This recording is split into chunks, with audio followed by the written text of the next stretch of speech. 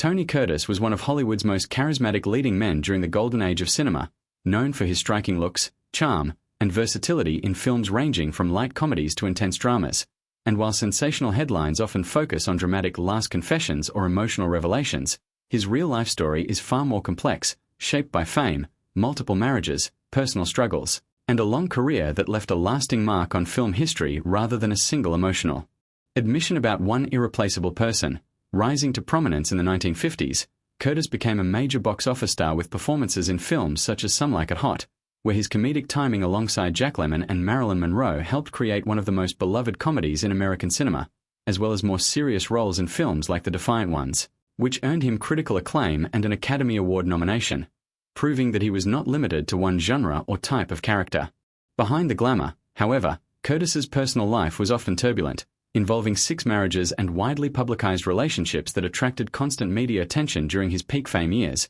and like many Hollywood stars of his era, his private life became as much a topic of public fascination as his film work, sometimes overshadowing his artistic achievements. Among his most well-known relationships was his marriage to actress Janet Leigh, with whom he had 2 daughters, including actress Jamie Lee Curtis, and although their marriage eventually ended in divorce, it remained a defining chapter in his life due to their shared Hollywood prominence and lasting family legacy. Over the years, Curtis often reflected on his past relationships in interviews and memoirs, sometimes expressing regret, nostalgia, or appreciation for different people who had influenced his life, but the idea that he identified a single one woman he could never replace is more reflective of internet storytelling than a documented final statement supported by reliable sources. Instead, what is well known is that Curtis experienced the same emotional complexity that many individuals face across a lifetime of relationships, where certain bonds leave lasting impressions without necessarily defining the entirety of a person's emotional world. As his career slowed in later decades,